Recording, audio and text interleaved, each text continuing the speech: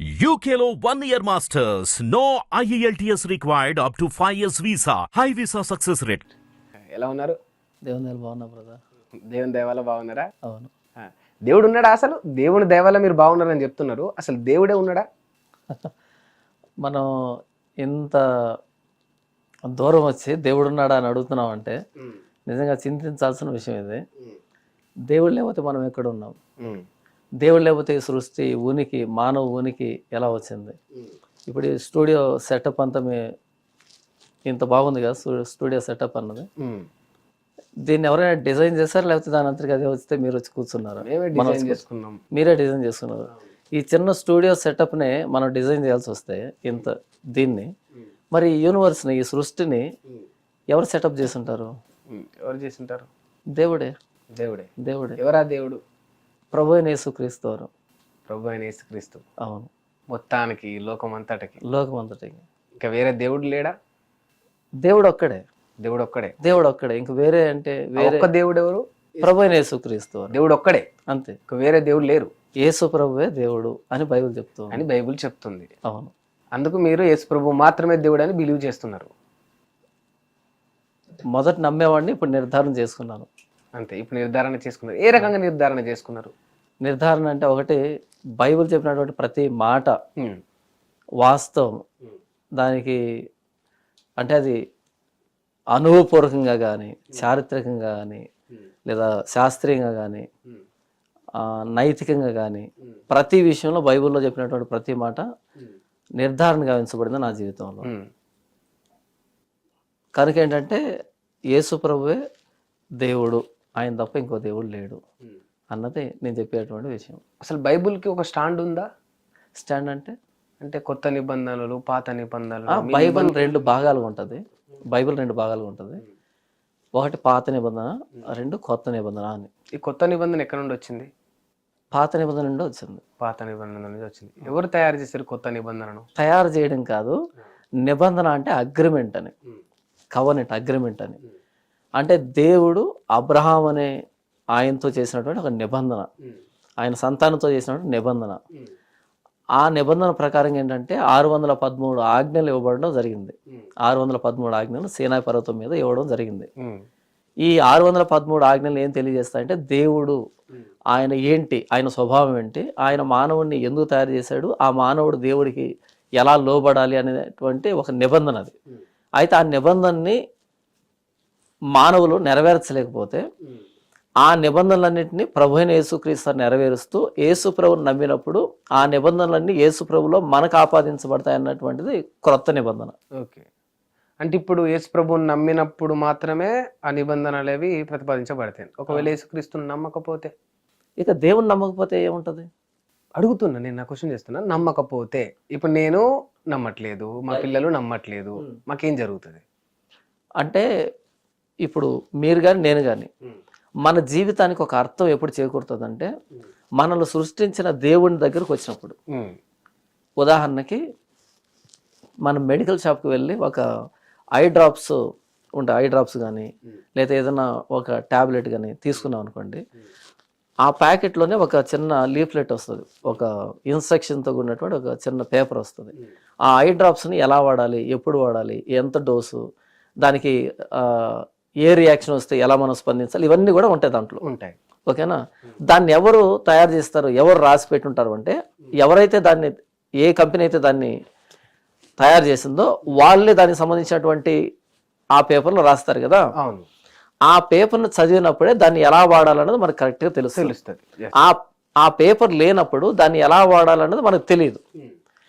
ఆ పేపర్ లేకపోతే దాన్ని ఎలా మనం వాడలేమో, అలాగే నన్ను తయారు చేసినటువంటి దేవుని దగ్గరికి నేను రానంత వరకు నేను ఎలా బ్రతకాలి అన్నది నాకు తెలియదు, మానవుడికి తెలియదు. ఓకే. యేసు ప్రభు దగ్గరికి రాకపోతే ఏంటని మీరు అన్నారు కదా, నేను ప్రారంభంలో చెప్పాను. యేసు ప్రభు సృష్టికర్త అయిన దేవుడు, మానవుని తయారు చేసిన దేవుడు. మానవుడు తనని తయారు చేసిన సృష్టికర్త దగ్గరికి రాకపోతే తనకి జీవితానికి అర్థం ఏంటి, తాను ఎందుకు పుట్టాడు, ఎందుకు మరణిస్తున్నాడు, ఏం చేయాలన్నటువంటి ఈ విషయాలు తెలియదు, ప్రాథమిక విషయాలు తెలియదు. అవి తెలియనప్పుడు మానవులాగా కాకుండా జంతువులాగా ప్రవర్తించడానికి అవకాశం ఉంది. ఓకే. కాబట్టి ఖచ్చితంగా ప్రభువైన యేసుక్రీస్తు వారి దగ్గరికి వచ్చినప్పుడే మానవుడికి తాను ఎందుకు పుట్టాడనేటువంటి జీవిత పరమార్థం అర్థమవుతుంది. మీరు ఇందాక ఒకటి ఐ డ్రాప్ కాన్సెప్ట్ చెప్పిండ్రు కదా. అవును. ఆ ఐ డ్రాప్ కు లేబుల్ ఏదైతే ఉంటుందో ఆ లేబుల్ చదివినప్పుడు మనకు అర్థమవుతుంది. అవును. ఇప్పుడు నేనేం చేస్తా అంటే ఒక ఇయర్ డ్రాప్ తీసుకొస్తా. ఓకే. మీరు ఐ డ్రాప్ చెప్పారు కదా, నేను ఇయర్ డ్రాప్ తీసుకొస్తా. తీసుకొచ్చి ఐ డ్రాప్ లేబుల్ తీసి ఇయర్ డ్రాప్ కి వేస్తా. ఓకే. వేసి మీకు ఇస్తా. ఓకే. మీరు కనిపెట్టగలుగుతారా? అసలు కనిపెట్టలేం కదా. మీరు దాన్ని ఐలో వేసుకుంటారు, మీ ఐ పాడైపోతుంది. అవును, ఖచ్చితంగా. ఇప్పుడు మరి ఇక్కడ జరుగుతుంది కూడా అదే. మీరు లేబుల్ గురించి మాట్లాడుతున్నారు కానీ డ్రాప్స్ గురించి మాట్లాడట్లేదు. ఎందుకు అంటే బై బర్త్ జాన్ పాల్ క్రిస్టియనా? ఓకే. క్రిస్టియనా దీన్ని చెప్పమంటారా? క్రిస్టియనా చెప్తాను.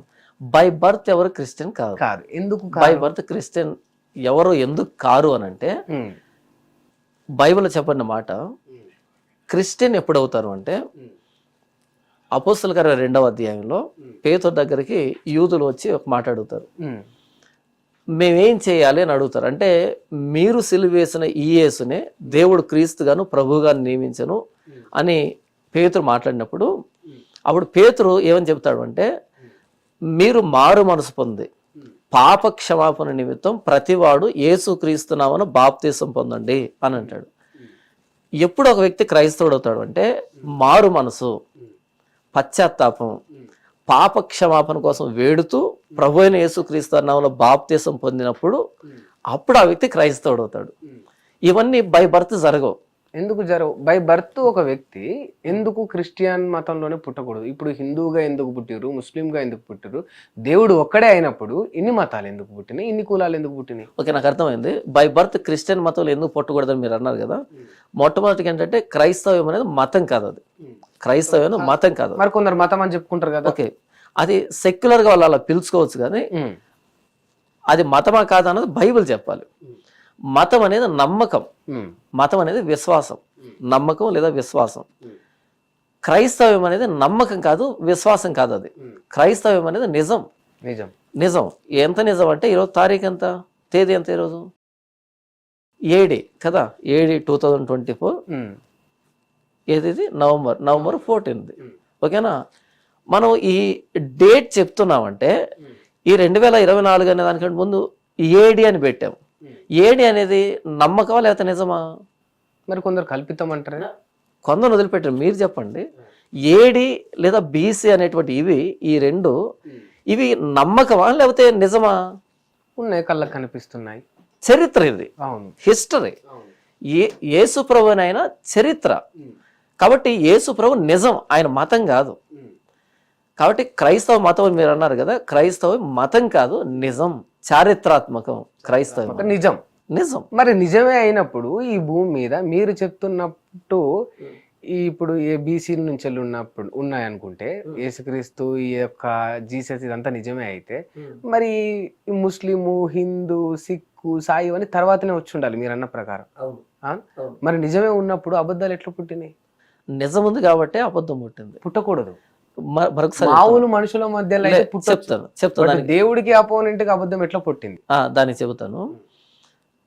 ఆదికాండం అని బైబిల్లో మొదటి పుస్తకం. అది ఆదికాండంలో మొదటి పుస్తకం ఏంటంటే, దేవుడు మానవుడిని తయారు చేసిన తర్వాత, పురుషుణ్ణి స్త్రీని చేసిన తర్వాత దేవుడు వారి వరకు ఒక ఆజ్ఞ ఇచ్చాడు.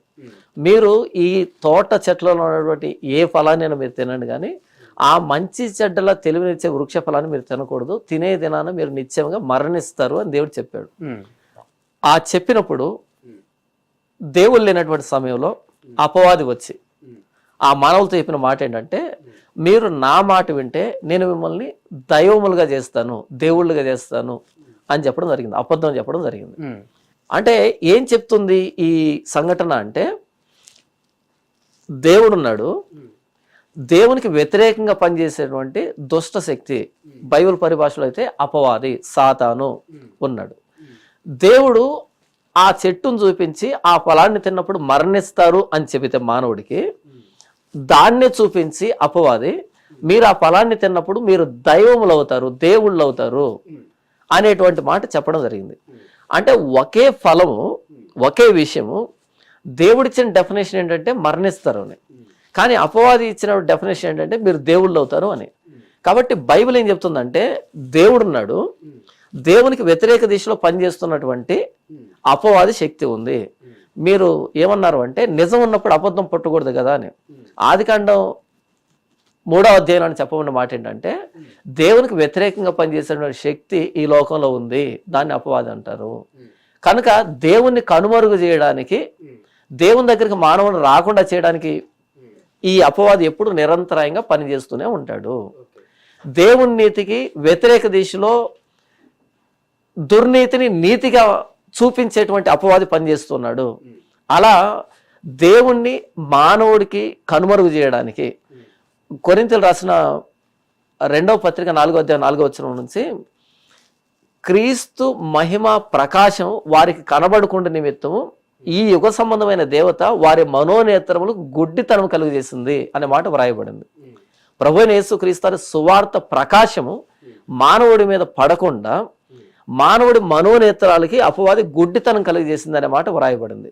కాబట్టి నిజం ఉన్నప్పుడు నిజమే ఉండాలి కదా, అబద్ధం ఉండకూడదు కదా. మీరు అన్నటువంటి మాటకి ఏంటంటే దేవుణ్ణి కనుమరుగు చేయడానికి అపవాది ఎప్పుడు ప్రయత్నం చేస్తూనే ఉంటుంది. అందులో భాగంగా అపవాది చేసిన పనే ఈ అబద్ధము, ఈ మతాలు, ఈ కులాలు అన్ని అంటారు. అవును, అంతేనా? అవును. యేసుక్రీస్తుకు రూపం ఉందా?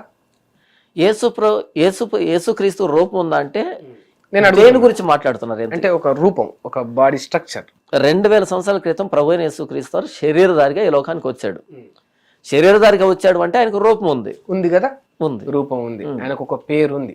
అవును, యేసు ప్రభు. అవును, ఆయనను దైవం అని మీరు కొలుస్తా ఉన్నారు. అవును. మరి అపవాదికి రూపం ఉందా? లేదు, అపవాదికి రూపం లేదు. దైవానికి రూపం ఉన్నప్పుడు మరి అపవాదికి కూడా ఉండాలి కదా. నిజం ఉన్నప్పుడు అబద్ధం ఉందని చెప్పిన మీరు, దైవానికి రూపం ఉన్నప్పుడు మరి అపవాదికి మీరు ఏదైతే సైతాన్ అన్నారో ఆ సైతానికి కూడా ఒక రూపం ఉండాలి కదా. ఓకే, నేను చెప్పినటువంటి మాటని మీరు స్పష్టంగా అర్థం చేసుకోవాలి. అదేంటంటే 2000 సంవత్సరాల క్రితం ప్రభువైన యేసుక్రీస్తు శరీరధారిగా వచ్చాడు అని చెప్పాను. ఆయన శరీరధారిగా వచ్చాడు అంటే ఆయనకు రూపం ఉంది. కానీ అపవాది శరీరధారిగా వచ్చిందని నేను చెప్పలేదు. అపవాది శరీరధారిగా రాలేదు. మరి ఎట్లా వచ్చాడు? అపవాది ఆత్మరూపిగానే ఉన్నాడు. ఆత్మరూపిగానే ఉన్నాడు. ఏలయనగా ఇప్పుడు కూడా సర్వైవ్ అవుతుంది. ఏలయనగా మనం పోరాడున్నది శరీరులతో కాదు కానీ ప్రధానులతోనూ అధికారులతోనూ అంధకార సంబంధమైన లోకనాథులతోనూ ఆకాశ మండలమందు దురాత్మల సమూహములతోనూ పోరాడుతున్నామని అపోస్తలుడని పౌలు మాట్లాడతాడు. ఏలయనగా మనం పోరాడుతున్నది శరీరులతో కాదు. శరీరులతో కాదు అంటే ఆత్మలు, దురాత్మలు అనేటువంటి మాట ప్రయోగం జరిగింది. కాబట్టి ఆత్మలకి రూపం లేదు. 2000 సంవత్సరాల క్రితం ప్రభువైన యేసుక్రీస్తు శరీరధారిగా వచ్చాడు కాబట్టి శరీరానికి రూపం ఉంది. ఆ రూపం ఇప్పుడు మనం గీస్తున్నటువంటి రూపం అయితే కాదు. ఇప్పటికి కూడా యేసు ప్రభు ఉన్నాడు అని మీరు బిలీవ్ చేస్తున్నారు. ఈ సృష్టిని అంతా కూడా యేసు ప్రభువే భూత వర్తమాన భవిష్యత్ కాలంలో ఉండు సర్వాధికారి అయిన దేవుడు ప్రభువైన యేసుక్రీస్తు. ప్రభువే దేవుడు, అన్ని చేసేది ప్రభువే. భూత వర్తమాన భవిష్యత్ కాలంలో ఉండు అన్ని, భూత వర్తమాన భవిష్యత్ కాలం అన్ని. ఓకే, అంటే ఇప్పుడు మనం ఇదంతా నడుస్తుంది, ఈ వ్యవస్థ, ఈ సృష్టి నడుస్తుందన్న దానికి కారకుడు కేవలం ప్రభువైన యేసుక్రీస్తు, కేవలం ప్రభువే. మరి ఇంత నడిపిస్తున్న యేసు ప్రభు మరి మీరు చెప్తున్న సైతానన్న ఆత్మలను చంపేయచ్చు కదా. ఇంత శక్తులు ఉన్న యేసు ప్రభువుకు, ప్రపంచాన్నే సృష్టించిన యేసు ప్రభువుకు ఒక సైతాన్ని చంపగలిగే శక్తి లేదా? నేను ఆదికాండంలో చెప్పింది ఏంటంటే దేవుడు అపవాదిని నాశనం చేయలేక అలా ఉంచాడు అని నేను చెప్పలేదు. దేవునికి వ్యతిరేకంగా పనిచేసే శక్తి ఉంది అని మాత్రం చెప్పాను తప్ప దేవుడు దాన్ని నాశనం చేయలేక అలా ఉండిపోయిందని నేను చెప్పట్లేదు. సరే, ఎందుకు చేయట్లేదు మీరు చెప్పండి. ఎందుకు చేయట్లేదు అంటే ఇప్పుడు మీ కొడుకుని మీరు స్కూల్లో జాయిన్ చేశారు. స్కూల్లో జాయిన్ చేసిన తర్వాత ఎగ్జామ్స్ ఉంటాయి కదా, పరీక్షలు ఉంటాయి కదా. పరీక్షలు ఉన్నప్పుడు రేపు పరీక్ష అన్నప్పుడు ఈరోజు పిల్లాడు కూర్చొని చదవడం, రాత్రి నిద్ర మేలుకొని చదవడం, తర్వాత రిజల్ట్ కోసం ఆతృత ఎదురు చూడడం, ఈ టెన్షన్ పడ్డం, ఇదంతా మీకు తెలిసే ఉంటుంది కదా. మరి పిల్లాడు ఇంత కష్టపడ్డము, ఇంత మేలుకొని చదవడము, లేకపోతే పరీక్ష రాసి పాస్ అవుతానా ఫెయిల్ అవుతానా, ఇంత వ్యవహారం దేనికి? పరీక్ష లేనటువంటి ఒక స్కూల్లో జాయిన్ చేస్తే సరిపోతుందిగా మీ కొడుకుని, లేదా మన బిడ్డల్ని ఎక్కడైతే పరీక్షలు బెటర్, ఎగ్జామ్స్ బెటరో ఆ స్కూల్లో జాయిన్ చేస్తే సరిపోతుంది కదా. వాడికి జ్ఞానం ఎట్లా వస్తుంది కదా, వాడికి జ్ఞానం ఎలా వస్తుంది? అలాగే మనం జిమ్కి వెళ్ళినప్పుడు మనమే ఫీజు కడతాం, జిమ్ ఫీజు కడతాం కదా, అమౌంట్ కడతాం. అక్కడికి వెళ్ళి ఏసీలో పడుకొని నిద్రపోతాం అంటే లేదు. అక్కడికి వెళ్ళి డంబెల్స్ ఎత్తుతాం, పెద్ద వెయిట్స్ ఎత్తుతాం, పుషప్ చేస్తాం, ఏంటంటే ఎక్సర్సైజ్ చేస్తాం. ఎప్పుడైతే మనం మన మజిల్కి స్ట్రెయిన్ పడుతుందో అప్పుడు ఆ ఫ్యాట్ పోతుంది కదా. అవును. ఎప్పుడైతే పిల్లాడికి ఎగ్జామ్ ఉంటుందో వాడికి నాలెడ్జ్ డెవలప్ అవుతుంది కదా.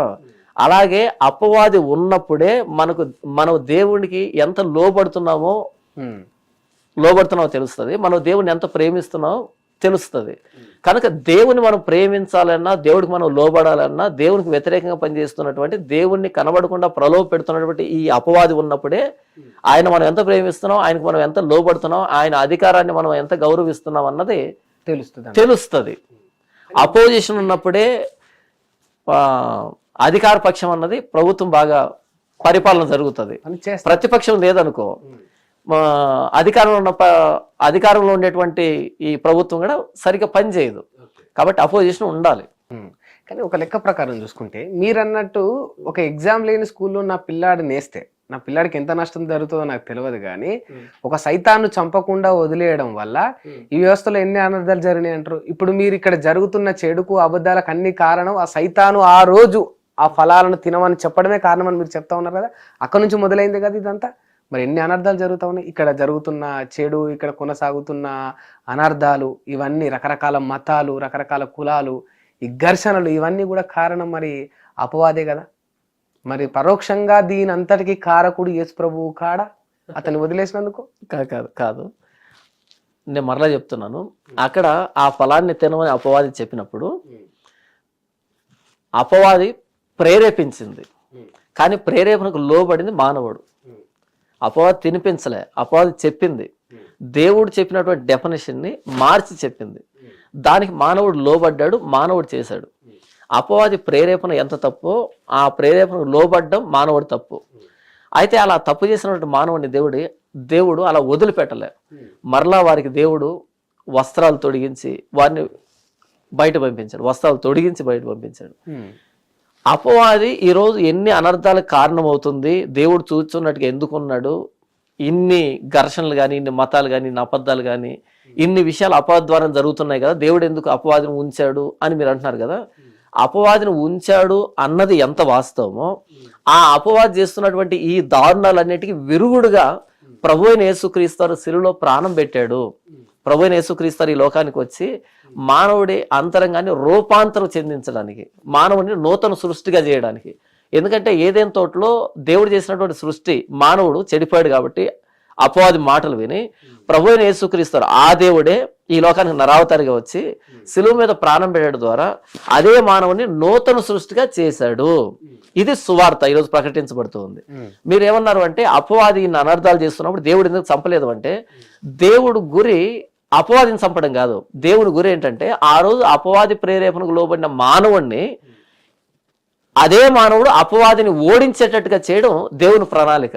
అది ప్రభువైన యేసుక్రీస్తు శిలువ ద్వారా జరిగింది. మానవుడిని నూతన సృష్టిగా చేయడం ద్వారా మానవులు అది పొందిరా అపవాదిని ఓడించేంత శక్తి. ఎవరైతే ప్రభువైన యేసుక్రీస్తు సువార్తను అంగీకరించి, ప్రభువైన యేసుక్రీస్తుని దేవుడిగా అంగీకరించి ఎవరైతే ఆయనలో నూతన జీవం పొందుతారో వాళ్ళు అపవాదిని గెలుస్తారు, అపవాదిని కాళ్ళ కింద వేసుకొని తొక్కుతారు అని రోమిలు రాసిన పత్రికలో రాయబడింది. లేకపోతే తొక్కలేరు.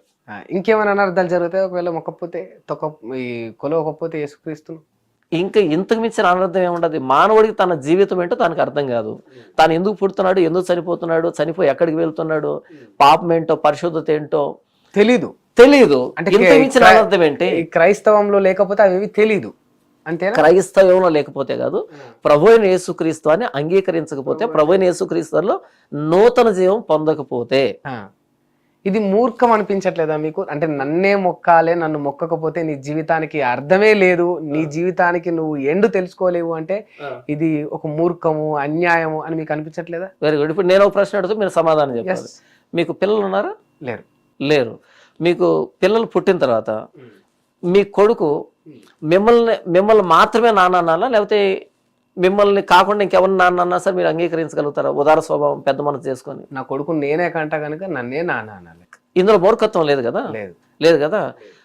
మీరు మీ పిల్లాడికి జన్మనిచ్చారు కాబట్టి ఆ బిడ్డ మిమ్మల్ని మాత్రమే నాన్న అనడం మూర్ఖత్వం ఎలా కాదో నేను ప్రారంభంలో చెప్పాను. ఈ సృష్టి అంతటిని చేసింది ప్రభువైన యేసుక్రీస్తు అన్నప్పుడు దేవుని చేత సృష్టించబడిన మానవుడు తిరిగి ఆయన్ని దేవుడు అనడం మూర్ఖత్వం ఎందుకు అవుతుంది? ఎందుకైతుంది అంటే ఇప్పుడు నా కొడుకే వీడు నన్నే నాన్న అనడానికి నా దగ్గర ప్రూఫ్ ఏముంటది అంటే నేను DNA రిపోర్ట్ తీసుకొని వస్తాను. ఓకే, ఇక్కడ ఉన్న భారతదేశంలో ఉన్న హిందువులు వేలాది సంవత్సరాలుగా ఇక్కడ హిందూ సనాతన ధర్మానికి సంబంధించిన చారిత్రాత్మక కట్టడాలు గ్రంథాలు అన్ని ఉండి వీళ్ళు ఆ దేవుళ్ళను కొలుస్తున్న వీరందరూ నీ దేవుడు ఈ దేవుడు కాదు, నువ్వు యేసుక్రీస్తు నీ దేవుడు అని నమ్మమంటే అంత గుడ్డిగా ఎట్లా నమ్ముతారు? ఓకే, దీనికి సమాధానం చెప్తాను. మీరు DNA టెస్ట్ అన్నారు కదా, DNA టెస్ట్ అన్నారు కదా, బైబిల్ ఒక మాట రాయబడింది, నీతిమంతులు లేడు ఒక్కడు లేడు అని. నీతిమంతులు లేడు ఒక్కడు లేడు, ఏ భేదము లేదు, అందరూ పాపం చేసి దేవుడు అనుగ్రహించే మహిమను పొందలేకపోతున్నారు అని. నీతిమంతులు లేడు ఒక్కడు లేడు, ఏ భేదం లేదు, అందరూ పాపం చేశారని. ఇది DNA, మానవ DNA. అది భారతదేశం కావచ్చు, పాకిస్తాన్ కావచ్చు, అమెరికా కావచ్చు, ఆస్ట్రేలియా కావచ్చు, ప్రపంచంలో ఎక్కడైనా సరే, ఏ ప్రాంతం అయినా సరే, మీకు పుట్టిన బిడ్డకి మీ DNA ఎలాగైతే ఉంటుందో అలాగే మొత్తం ప్రపంచాన్ని మీరు తిరిగినప్పుడు ప్రతి మానవుడు పాపే. DNA ప్రతి మానవుడు పాపే. ఈ పాపాన్ని నుంచి మానవుని విడిపించడానికి వచ్చాను అని చెప్పిన ఏకైక దేవుడు ప్రభువైన యేసుక్రీస్తు. అంటే పుట్టుకతోటే మానవులందరూ పాపులా? పుట్టుకతో పాపులు, జన్మతః పాపులు, కర్మతః పాపులు. జన్మతః పాపులు, కర్మతః పాపులు. కాబట్టి ఏంటంటే మీ DNA మీ బిడ్డకి ఎలా వస్తుందో అలాగే ప్రపంచ మానవులు అందరికీ, వాళ్ళు ఏ మతం కానీ, ఏ కులం కానీ, ఏ ప్రాంతం కానీ, ఏ దేశం కానీ, ఏ కాలం కానీ, ప్రతి మానవుడు పాపి, ఏ భేదం లేదు, అందరూ పాపం చేసి దేవుడు అనుగ్రహించమని పొందలేకపోతున్నారు. నీతిమంతులు ఒక్కడు లేడు. ప్రభువైన యేసుక్రీస్తు ఎందుకు ఈ లోకానికి వచ్చాడు అంటే పాపులను రక్షించుటకు. ఒకవేళ భారతదేశంలో పాపులు లేకపోతే కనుక భారతదేశం ప్రభువైన యేసుక్రీస్తు అక్కర్లేదు. లేదు భారతదేశంలో మేము పాపులమి అని అంటే గనక ఖచ్చితంగా ప్రభువైన యేసుక్రీస్తు భారతదేశం కూడా దేవుడే. ఈ ప్రపంచంలో మీరు ఎక్కడైనా వెళ్ళండి, మాలో పాపం లేదు అని చెప్పేవాడెవడు ఈ ప్రపంచంలో లేడు. కాబట్టి ప్రతి మానవుల్లో పాపం అనే DNA ఉంది. కాబట్టి ఆ పాపం నుంచి మానవుని విడిపించడానికి ప్రభువైన యేసుక్రీస్తు మాత్రమే లోకానికి వచ్చాడు. కాబట్టి శరీరంలో ప్రాణం పెట్టాడు. కాబట్టి ఖచ్చితంగా మానవుడికి దేవుడు ఆయనే. అది భారతదేశం కావచ్చు, పాకిస్తాన్ కావచ్చు, ఎవరైనా కావచ్చు. గ్రంథాలు ఏముంది, ఎన్నైనా రాసుకోవచ్చు. అంటే పుట్టిన బిడ్డకు పాపాన్ని అంటిస్తలేరా మీరు? అన్యం పుణ్యం తెలియని ఒక పుట్టిన పసిబిడ్డకు పాపాన్ని అంటిస్తలేరా? ఓకే, ఈ మాటల ద్వారా. ఓకే, అన్యం పుణ్యం తెలియనటువంటి బిడ్డకి పాపాన్ని ఆపాదిస్తలేరా అని అంటున్నారు కదా. నాన్నకి అమ్మకి ఇరువురికి HIV ఉంది. నాన్నకి అమ్మకి ఇరువురికి HIV ఉంది. పుట్టే బిడ్డకి మనం HIVని ఆపాదించాలనా, లేకపోతే ఆ బిడ్డకి HIV ఉందని మనం చెబుతున్నామా? వస్తుంది ఉంటే ఒకవేళ కాదు, నేను చాలా క్లారిటీ చెప్పాను.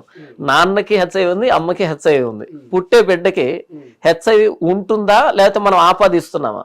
ఉంటది, వస్తుంది ఇంకా కదా. అదే కదా మేము చెప్తున్నాం, బైబిల్ అదే చెప్తూ ఉన్నది. నేను పాపంలో పుట్టిన వాడును, పాపంలోనే నా తల్లి నన్ను గర్భం ధరించను అని. HIV మనుషులందరికీ ఉండదు. ఎగ్జాంపుల్ నేనేమంటున్నాను అంటే లోకంలో పుట్టే ప్రతి బిడ్డకి HIV ఉంటుందని నేను చెప్పలే. నాన్నకి HIV ఉంది, అమ్మకి HIV ఉంది, బిడ్డకి HIV మనం ఆపాదిస్తున్నామా, నిజంగా ఉండే విషయం చెబుతున్నావా అనే విషయం చెప్పాను. చాలా క్లారిటీ చెప్పాను. అందరి బిడ్డలకు వస్తుందని నేను చెప్పట్లేదు. కానీ బైబిల్ ఏం చెప్పిందంటే ఆదాం పాపం చేశాడు, హవ్వ పాపం చేశారు, ఇరువురు పాపం చేశారు. ఇరువురు పాపం చేస్తే పుట్టే బిడ్డ పాపం లేనివాడుగా పుడతాడు, పాపం ఉన్నవాడుగా పుడతాడు. అంటే తల్లిదండ్రులు చేసిన పాపానికి పిల్లలకు కూడా పాపం అంటుకుంటుందా ఏంటి? తల్లిదండ్రులు పాపం చేస్తే ఇప్పుడు నేను చెడ్డోని, అవును, నాకు కొంచెం దురుస్తకం ఎక్కువ, లేకపోతే కోపం ఎక్కువ, ఇంకొక నాకు దుర్బుద్ధులు ఉంటాయి. అవును, నేను పెళ్లి చేసుకున్నా, ఒక బిడ్డనో కొడుకునో కన్నా, వాడు అమాయకుడు, వాడికి అన్యం పుణ్యం తెలియదు. సరే నేను చేసిన తప్పులు నా బిడ్డ చేయొద్దు, నా కొడుకు చేయొద్దు అని చెప్పేసి వాళ్ళని మంచిగా పెంచిన నేను. వాళ్ళు బడికి పోయారు, సత్ప్రవర్తన నేర్చుకున్నారు, అంతా బాగానే ఉంది. ఇప్పుడు వాళ్ళు కూడా పాపులే అవుతారా? నా చెడ్డతనం వల్ల వాళ్ళకు కూడా చెడు అంటుతుందా? మీరు చేసిన చెడు వాళ్ళకి అంటదు, కానీ మీలో నుండి వచ్చాడు కాబట్టి ఆ చెడు చేసే ఆ లక్షణం అన్నది సంక్రమిస్తుంది. ఇప్పుడు నేను ఏమన్నా మర్డర్ చేశాను, ఆ మర్డర్ తాలూకు పాపం అన్నది నా బిడ్డ మీద పడదు. కానీ ఆ మర్డర్ చేసే లక్షణం ఏదైతే ఉందో, ఆ కోపపడ్డము, చంపేంత స్వభావం, ఇది నా బిడ్డకు వస్తుంది, సంక్రమిస్తుంది. ఏది ఆ లక్షణం సంక్రమిస్తుంది, ఆ పాప స్వభావం సంక్రమిస్తుంది. కానీ నేను చేసిన మర్డర్ అన్నది వాడి మీదకి రాదు. అంటే పాపం అన్నది వారసత్వం. పాపం అన్నది వారసత్వం. అయితే నేను మర్డర్ చేశాను కదా, వాడు మర్డర్ చేయకపోవచ్చు, మోసం చేయొచ్చు. ఒకళ్ళు చేయకపోతే చేయొచ్చు, బట్ చేస్తాడు అనే గ్యారెంటీ లేదు కదా. ఖచ్చితంగా పాపం చేస్తాడు. అయితే ఆ పాపం రూపం మారచ్చు అని చెప్తున్నాను నేను. ఖచ్చితంగా చేస్తాడా? 100% చేస్తాడు. అది ఎట్లా పాసిబుల్ అవుతుంది అంటే ఇప్పుడు నేను మీకు చాలా క్లియర్ గా చెప్పాను. నేను ఏమంటున్నా నేను చెప్పిన అర్థం చేసుకోండి. మన తెలుగులో సామెత ఉంది, చింత చెట్టుకు మల్లెపూలు పోయేవని. పోయావు. చింత చెట్టుకు మల్లెపూలు పోస్తాయా? పోయావు. మరి పాపికి పుట్టిన వాడు పాపం చేయకపోతే ఇంకేం చేస్తాడు? కానీ సామెతలన్నీ నిజమే అంటారా? సామెతలు అన్ని నిజమే అంటారా? సామెతలు 100 గుర్తించవచ్చు. ఒకటి ఇప్పుడు 2 సామెతలు ఉంటాయి. నిదానమే ప్రధానం అని ఉంటది, ఆలస్యం అమృతం విషం అని ఉంటది. సందర్భాన్ని బట్టి సందర్భాన్ని బట్టి తీసుకుంటాము. బట్ మీరు చెప్పింది కూడా మరి సందర్భాన్ని బట్టి తీసుకోవాలి కానీ ఎవ్రీ టైం ఏ సందర్భాన్ని బట్టి అయినా తీసుకోండి. చింత చెట్టుకు మల్లెపూలు పోస్తాయని ఏ సందర్భంలో నిరూపించడం. చింత చెట్టుకు మల్లెపూలు పూయవు. సందర్భం ఉండదు ఇక్కడ. చింత చెట్టుకు మల్లెపూలు నేను ఇంకో సామెత రెడీ చేస్తా, చేయండి. కానీ మల్లె చెట్టుకు మల్లెపూలే పూస్తే అని అంట. అవును. మల్లె చెట్టు వాడిపోయింది అనుకో. ఓకే. ఫర్ ఎగ్జాంపుల్ మల్లె చెట్టు వాడిపోయింది, ఎండకో దానికో దీనికో వాడిపోయింది. ఓకే. దానికి ఇప్పుడు మంచిగా నీళ్లు పూసిన, ఓకే, మంచిగా నీళ్లు పూసి నీడ వచ్చేటట్టు చేసిన. ఓకే. ఇప్పుడు మళ్ళా కొత్తగా చిగురించే పువ్వులు మంచిగా చిగురిస్తాయా లేదా? చిగురిస్తాయి. మరి ఇది అంతే అనుకోవచ్చు కదా. ఇక్కడ ఇది అంతే అనుకోవచ్చు కదా. వాళ్ళ తల్లిదండ్రులు పాపలు అయి ఉండొచ్చు, కానీ పుట్టిన పిల్లలు సత్ప్రవర్తనతో మంచిగా ఎదుగుతారు, బతుకుతారు, ఎక్కడ పాపం చేయకుండా సర్వైవ్ అవుతారు అనుకోవచ్చు కదా. ఒకటి